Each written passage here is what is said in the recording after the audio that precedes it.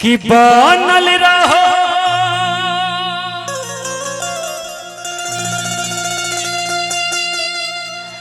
अरे नहीं हरवाए मैया ए मैया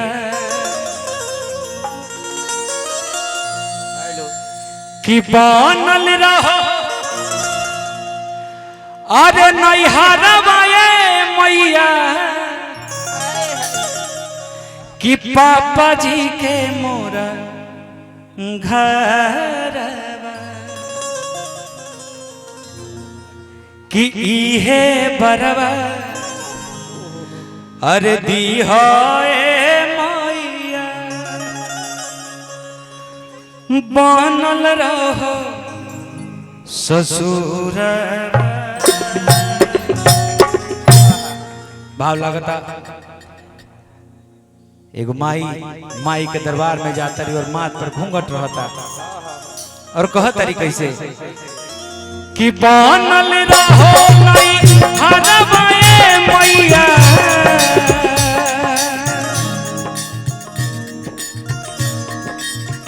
बनल रहो नहीं हरवाए मैया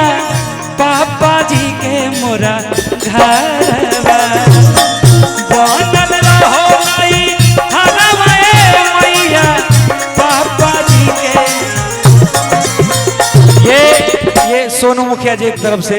एक बार फिर से पुरस्कार आए, बहुत बहुत धन्यवाद। बनल रहो नहीं हरवाए मैया पापा जी के मोरा घर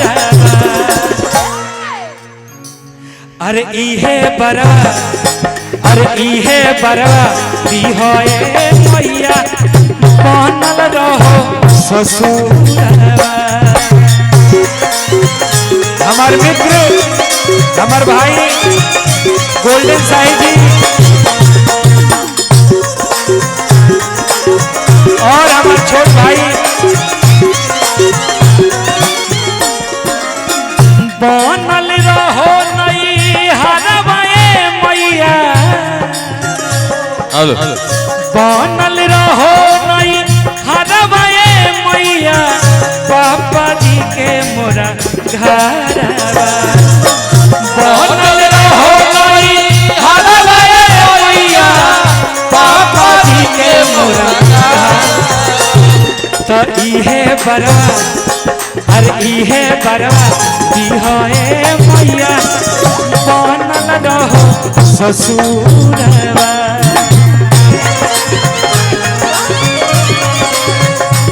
हमारे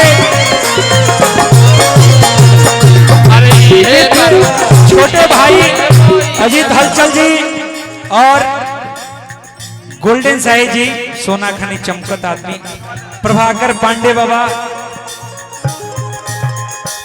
और हमारे छोट भाई अमित उपाध्याय और बोलबम और हमार मित्र और भाई अलबेला जी बहुत बहुत धन्यवाद।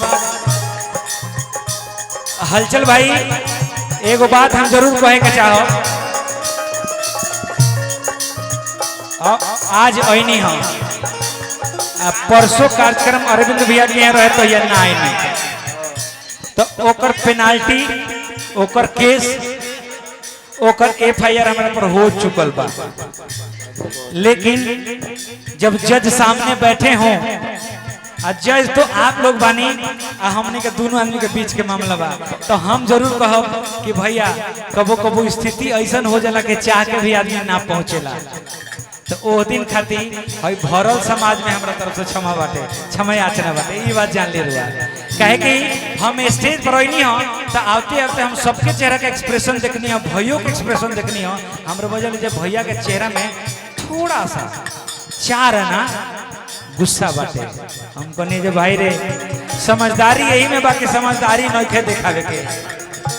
सरेंडर कर दे जा क्षमा करे हम ही से कहनी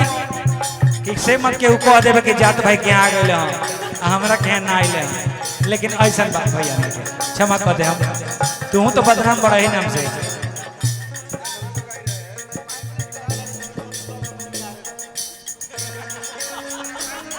हेलो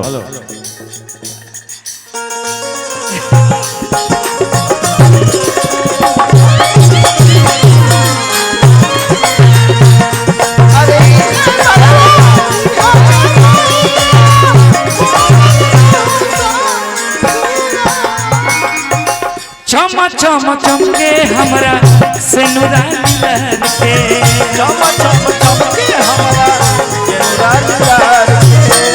असही पावत रही बलम जी के प्यार के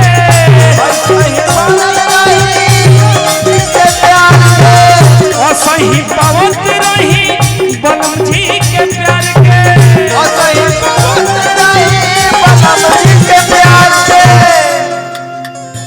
कितना निमन लागता ऐसे हमने के गावे नहीं सतो भीड़ तो ढेर रहेला लेकिन कलाकार दोसर ना रहेला